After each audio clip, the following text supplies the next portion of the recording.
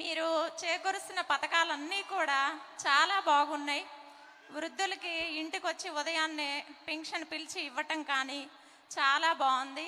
అదివరకు రోజుల్లో ఈ సచివాలయ వ్యవస్థ లేనప్పుడు మాకు ఏదైనా ఇబ్బందులు ఉంటే కనుక ఎక్కడికి వెళ్ళాలి ఏంటి అని అక్కడికి వెళ్ళిన తర్వాత ఒక కాగితం రాయటానికి గంటలు గంటలు క్యూలో నుంచున్న తర్వాత కూడా మాకు సరైన సమాధానమే వచ్చేది కాదు. కానీ ఈరోజు వాలంటరీ మా ఇంటికి వచ్చి మీకు ఏ సమస్యలు ఉన్నాయి, మీకు ఏది వచ్చింది, ఏది రావట్లేదని మమ్మల్నే వచ్చి అడిగి రాసుకొని వెళ్తున్నారు. మీకు ఇది వచ్చిందమ్మా, ఇది మీకు వచ్చిందా లేదా అని కూడా అంతా ఎంక్వైరీ జరుగుతుంది. ఈ వ్యవస్థ అనేది మాకు చాలా బాగుంది. సచివాలయ వ్యవస్థ పేరు చెప్పి మాట్లాడండి. విజయలక్ష్మి, మంగళగిరి అండి.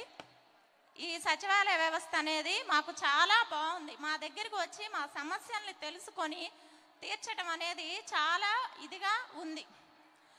అలానే చాలామంది చదువుకోవటానికి అమ్మఒడి కానీ అలానే విద్యా దీవెన ఇవన్నీ కూడా చాలా ఉపయోగపడుతున్నాయి. దీనివల్ల కూలీ నాలి చేసుకునే ప్రతి ఒక్కళ్ళు కూడా వాళ్ళ పిల్లల్ని చదివించుకోగలుగుతున్నారు నేటి సమాజంలో. ఇవన్నీ లేకపోతే చదివించాలనే ఆశ ఉన్నా కూడా చదివించలేక వాళ్ళలాగే కూలీ నాలి చేసుకుంటూ ఉండాల్సిన పరిస్థితి. ఇంకొకటి, ప్రతి మనిషికి కూడా ముఖ్యమైనది ఆరోగ్యం.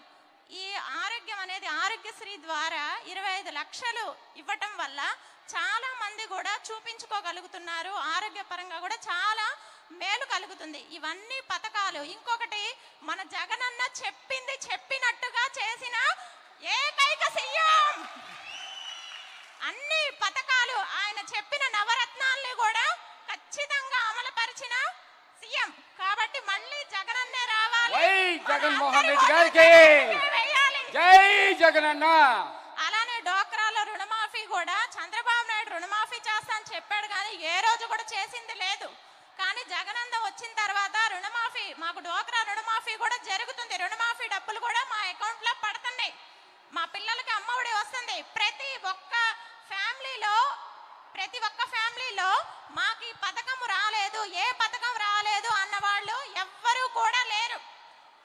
రాలేదు అని చెప్పారు అంటే వాళ్ళు కావాలని చెప్పడమే అవుతుంది. అది అర్హత ఉన్న ప్రతి ఒక్కళ్ళకి కూడా పథకాలు అనేవి వచ్చినాయి.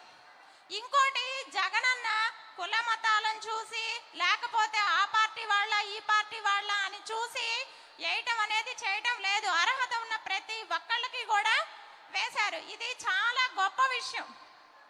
కాబట్టి మళ్ళీ జగనన్న రావాలి. మన అందరం కూడా లావణ్య గారికి ఓటేసి లావణ్య గారిని గెలిపించాలి మన మంగళగిరిలో.